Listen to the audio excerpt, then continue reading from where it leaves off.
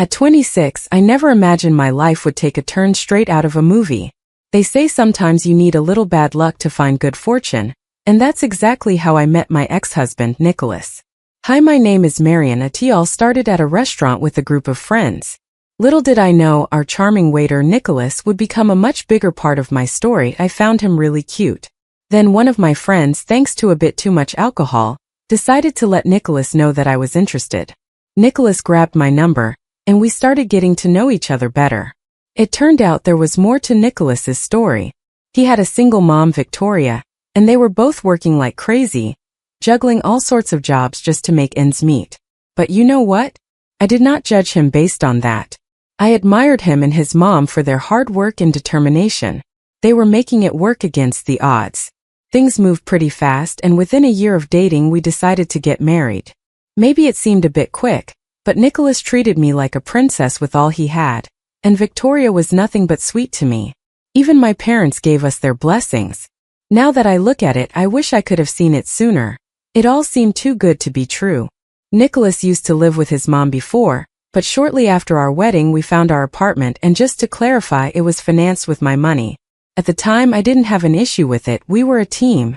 Nicholas was still working as a waiter while juggling various side gigs. Both of us chipped in for our household expenses. Admittedly, I contributed a bit more, but as long as he was trying his best, it did not matter to me. I spent most of my time at home since my job allowed remote work. Nicholas, on the other hand, headed to work, sometimes even on weekends. One day, Nicholas came up to me and said he wanted to talk about something. Hey babe, can we talk about something? Of course. What's up? You know, my mom's been having a tougher time lately. She's getting older, and managing the household by herself has become a bit harder for her. Oh yeah, poor Victoria. Yeah, I mean, she's struggling with a few things, bills and all. I was thinking, would it be possible for you to send her some money? You know I'm saving up for the business. Well, yeah. How much are we talking about? Not too much, just to help her out. Maybe $600 for now. Yeah, absolutely. Well, I initially thought it was a one-time thing. Sending over $600 wasn't a major concern. So I went ahead and transferred the money into her bank account. But then I realized this was just the tip of the iceberg. Victoria started asking for money way more frequently, for groceries, electricity bills, you name it. If there was an expense, she'd reach out for cash. I was her emergency contact when she needed to go to the flea market because she would make me pay for it. She even began taking me to stores like Target to buy appliances and stuff for her home. She started buying stuff she didn't even need. It was getting seriously out of hand. I brought this up with Nicholas, hoping he would say something to Victoria, but he explained that he found it hard to say no to his mom. The problem was that I was essentially taking care of two households. I had my own financial goals, like saving up for a house or maybe a new car down the line. The need to save was crucial, so I had to make a move. I called Victoria up. Hey Victoria, how are you? I'm very well, dear. I was just watering the herb pots in the kitchen, you know? Yeah, it's important to keep them all fresh. Tell me about yourself. When are you coming to see me? I've been missing you. We could go have a day out and have some fun. About that, I've been meaning to talk to you about something, Victoria.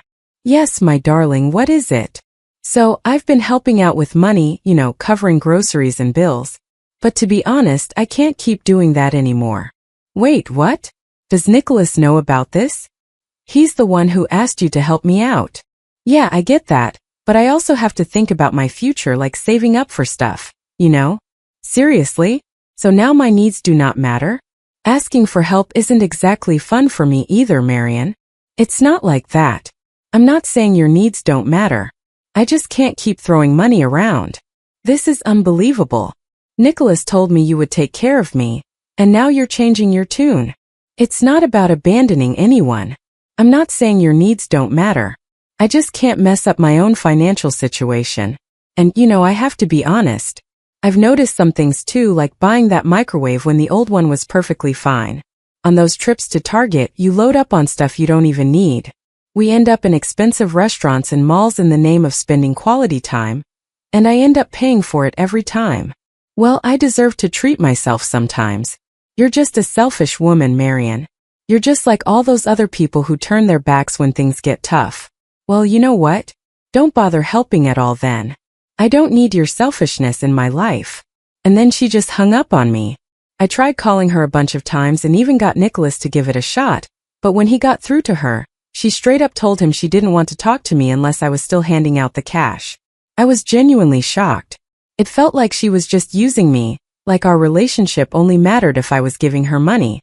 It felt like I was just a walking ATM to her. I found it really disrespectful, so I talked with Nicholas. I told him that if she had such conditions to talk to me again, I didn't want to engage with her at all. I cut her out of my life, as simple as that. Nicholas still went to visit her, but she never bothered coming over to our place. Life moved forward, but after seeing her true colors, I wasn't exactly prepared for what came next. One day, Nicholas went out to grab some pizza for dinner and left his phone behind. That thing started ringing non-stop. Normally, I wouldn't snoop around on his phone, and he didn't check mine either. We had this unspoken understanding, you know? But I don't know what got into me that day. Curiosity, I guess. Thank goodness for that moment of curiosity, because when I picked up his phone, it was lighting up with calls from this person named Eliza. If memory serves me right, Eliza was his ex. I was beyond mad.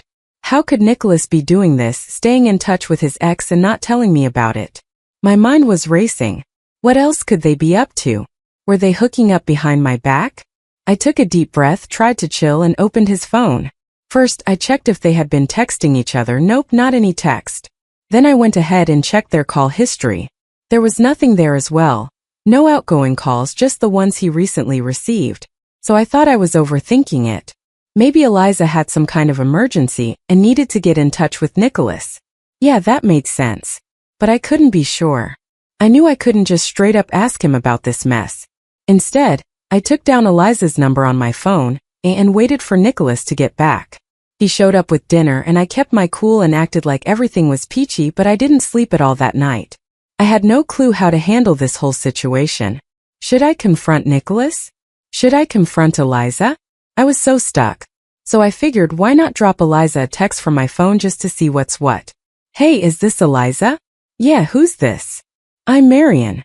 I guess you might know me as Nicholas's wife if you're aware he has one. Oh yeah, I know. What's up? You were calling Nicholas yesterday. What for? Oh, nothing much. I just wanted to know if Nicholas was free today. I thought he could babysit Philip for the day. I had some plans. Philip? Philip, our kid? Didn't you know? I hope this is a sick joke you're playing on me. Oh my God, you've got to be kidding me. He hasn't told you. Not a word. Wow.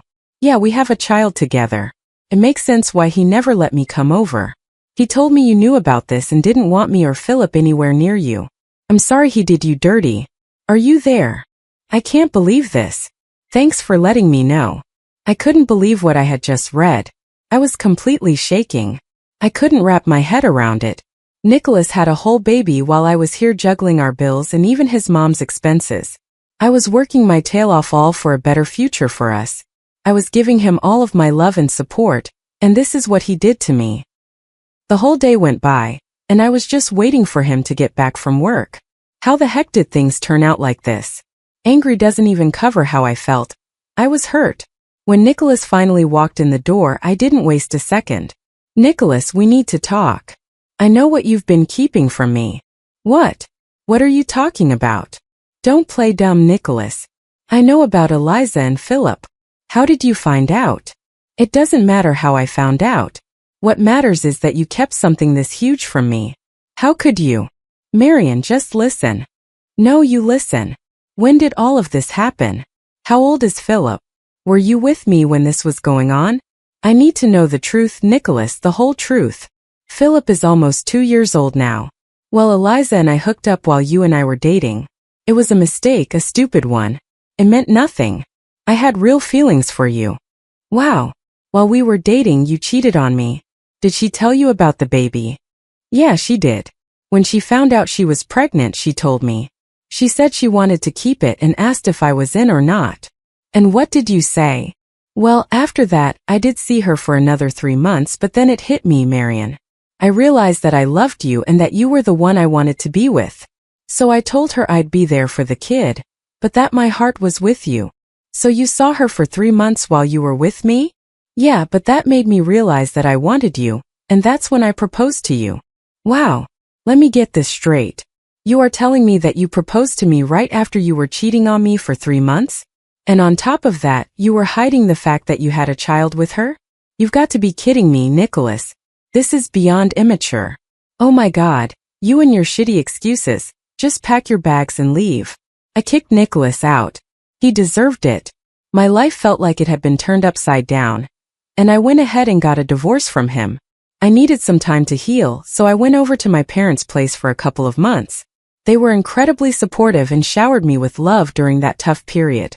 Family makes a difference in your darkest times. After spending those 2 months with them, I realized I needed to pick up the pieces and reconnect with my friends. My social life had taken a major hit, and while I wasn't completely over what had happened, I knew I couldn't stay in that low place forever.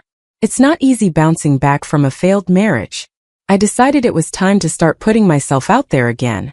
Slowly, I managed to get my life back on track. Hanging out with friends became a regular thing, and I even dipped my toes back into the dating scene. It didn't lead to much, just some disappointing dates and not much else, but I was trying. Then one day my dad gave me a call with some surprising news. My grandma Sophia from my dad's side had passed away. I used to spend a lot of time at her house when I was younger. Attending her funeral was tough, and then my dad gave me another piece of news. We went through Mom's will, and there's something you should know. She left you $2 million. Oh wait, what? $2 million? Yeah, she thought a lot about you and always loved you. I don't even know what to say. That's a lot of money. She always cared about you a great deal. I knew she was going to do this. I wasn't entirely shocked. My family was well off and my grandparents were even wealthier. Being the only grandchild, I kind of knew this would happen at some point. I just didn't expect it to be this soon. After inheriting that unexpected sum, I was left with a lot of choices to consider. Suddenly, I had a huge amount of money and a whole world of possibilities laid out before me. Instead of diving into impulsive spending, I made one clear decision. I would sell my apartment and buy a house. So I went ahead and signed the deal, getting myself a stunning new place. It was exciting, but it also meant I had to move out. There were still some of Nicholas's things hanging around that had been untouched since he left. It was a chapter one needed to close, so I called him over. It was super weird when he showed up. We were both in this limbo of not knowing what to say. He packed his things, and just as he was making his exit, he finally broke the ice. So you're moving out, huh? Yeah, finally making the jump. Are you seeing someone new? Or is it just you? It's just me. Got myself a house over on 12th Avenue. Oh nice. 12th Avenue, huh? That's some good real estate. It must have been an expensive purchase. Yeah, it's a cool spot.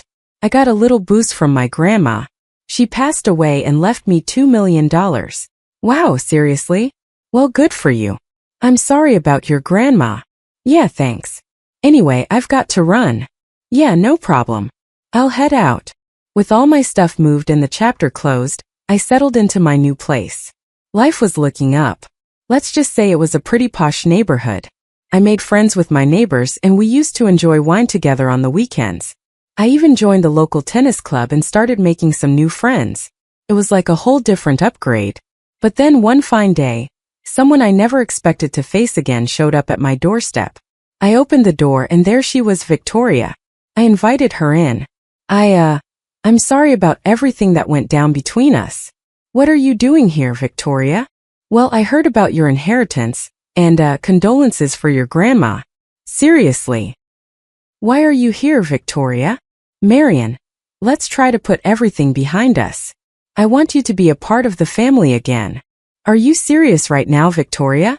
You want me back in your life just because I have more money? I just want you to help me out. Helping you out? What do you mean? I bought myself a car on loan as soon as I heard about what your grandma left you. It's a pretty expensive car, about $100,000.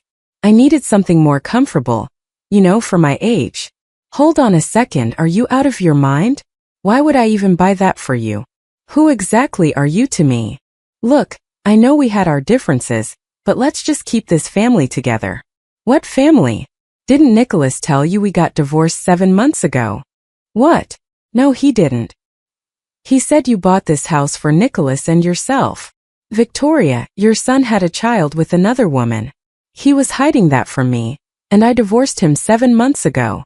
Nicholas didn't tell me any of this. If you guys are not together, where has he been living all this time? I don't know. Maybe ask your son. I can't believe this. Well, maybe believe it. And you know what's funny? Both of you are being selfish. You're here only because you need money just like before. And Nicholas has been lying to you and the whole world about God knows what. It's not like that, Marion. How am I going to pay for the car? You can't leave me hanging like this. Save it. I've had enough of this. Just leave, Victoria. I don't want anything to do with you, your son, or your problems anymore. I basically showed Victoria the door and gave her a piece of my mind. Seriously, I couldn't believe how greedy someone could be. And Nicholas, man, that guy was a master liar. He'd been feeding his mom a load of BS about us being together. Like, where was he even crashing during that time? Who lies about stuff like that? I bought a house for both of us? What a joke. It was like he was playing make-believe. Nicholas was acting like a kid, making up stories for his mom and who knows who else. It was just ridiculous. Later that day, I got some texts from Nicholas. Hey, Marion. I'm really sorry about my mom showing up like that. Can you just leave me alone? I'm disgusted by all your lies right now. How could you even lie about this to your mom? Did you conveniently forget to mention her grandchild? I know I messed up big time. I was crashing with Eliza and Philip, and I told her I was with you. I didn't want her to think how big of a screw-up I am. Wow, my mom's pushing me to help pay off her car loan. I don't know what to do. Wow, really begging for help right now, huh? Pathetic. Why don't you ask your make-believe family for help? Marion, please. I messed up. I'm desperate. Nicholas, I'm not your naive wife you can manipulate anymore. I recently blocked Nicholas's number. It's been a while since the drama happened, and I can't believe the relief I feel. It almost seems like things are coming back around karma for Victoria and Era, you know? I'm not sure if they ever dealt with the car situation, but they're certainly facing consequences for their actions. They treated me awfully, and now life's giving them a taste of their own medicine. On a brighter note, my life is fantastic. I even met someone new. This experience has definitely been a lesson. Background checks are a must from now on. After all, what goes around comes around, and my intentions were always good, unlike theirs. You reap what you sow, as they say.